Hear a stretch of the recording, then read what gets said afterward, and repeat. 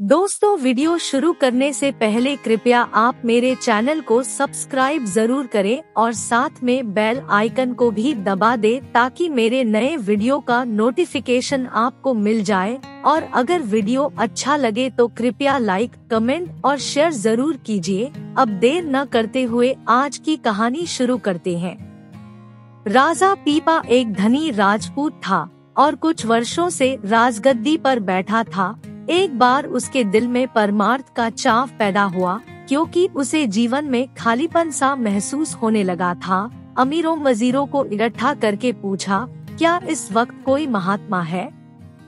उन्होंने कहा, कबीर साहिब और गरीबदास जी तो चोला छोड़ चुके हैं। अगर इस वक्त कोई महात्मा है तो जूते बनाने वाला संत रविदास है, जो आपके महलों के पास ही रहता है। अब राजा मन में सोचने लगा कि क्या करूं? परमार्थ भी जरूरी है। अगर खुल्लम खुल्ला जाता हूं तो राज पलट जाएगा, लोग विरुद्ध हो जाएंगे। दिल में प्रेम था, इसलिए सोचा कि कहीं संत रविदास अकेले मिल जाए तो उनसे दीक्षा ले लूं। आखिर एक दिन ऐसा मौका आया जब कोई त्योहार था और सारी प्रजा गंगा स्नान के लिए चली गई थी। इधर राजा अकेला था, उधर संत रविदास जी का मोहल्ला सुनसान था, कोई भी घर पर नहीं था। राजा छिपकर संत रविदास जी के घर गया और उनसे प्रार्थना की, गुरु महाराज, मुझे दीक्षा दे दो। संत रविदास जी ने चमड़ा भिगोने वाले कुंड में से पानी का एक चुल्लू भरकर राजा की तरफ बढ़ाया और कहा, राजा, ये पी लो। राजा ने हाथ आगे करके पानी ले तो लिया, लेकिन चमड़े वाला पानी, क्षत्रिय राजपूत और फिर राजा कैसे पीता? खुली बाजू वाला कुर्ता पहना हुआ था। इधर उधर देखा और पानी बाहों के बीच में गिरा लिया। मन में सोचा कि आज तो बड़ी मुश्किल से बचा हूँ। संत रविदास जी ने देखा, लेकिन जुबान से कुछ ना कहा। राजा चुपचाप सिर झुकाकर झोपड़ी से बाहर आ गया। इधर उधर देखा कि कोई देख तो नहीं रहा। ऐसा ना हो कि कोई देख ले और सबको पता चल जाए कि राजा जूते बनाने वाले के घर जाता है। पर सब लोग अभी त्योहार में मस्त थे, सब गलियां खाली थी। राजा जल्दी जल्दी अपने महल में वापस आ गया।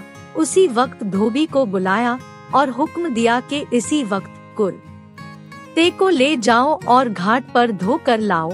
धोबी कुर्ते को घर ले गया। उसने दाग उतारने की बहुत कोशिश की, पर सब कोशिशें व्यर्थ गई।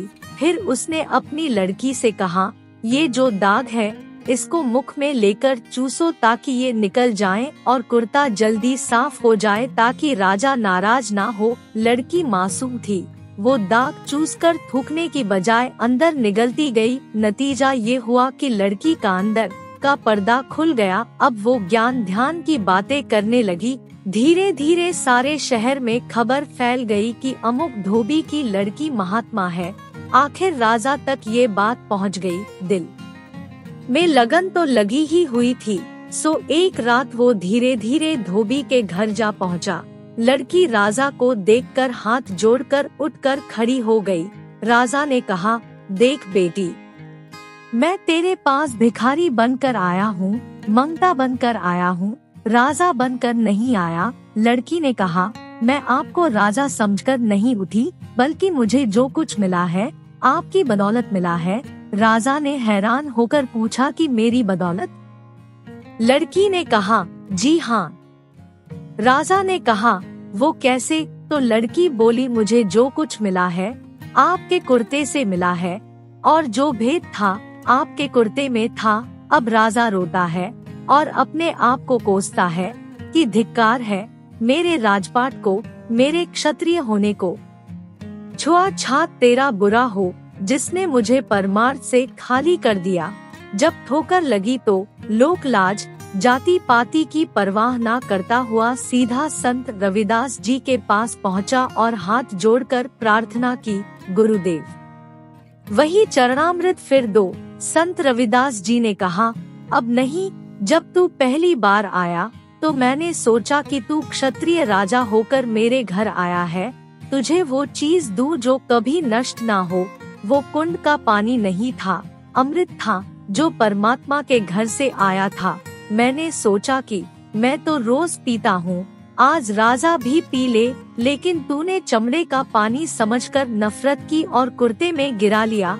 रविदास जी ने उसे सांत्वना देते हुए कहा, चिंता ना करो, मैं अब तुम्हें दीक्षा दूंगा। प्रेम और विश्वास से अभ्यास करना, ये अनमोल खजाना तुम्हें अंदर से ही मिल जाएगा। राजा को समझ आ गई और विश्वास हो गया।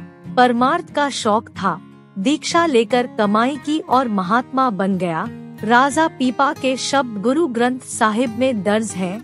वो राज भी करता था और नाम भी जपता था। दोस्तों, इस कहानी से हमें ये शिक्षा मिलती है कि हमें गुरु के ऊपर पूर्ण रूप में विश्वास होना चाहिए, तभी हम परमार्थ के रास्ते पर आगे बढ़ पाएंगे।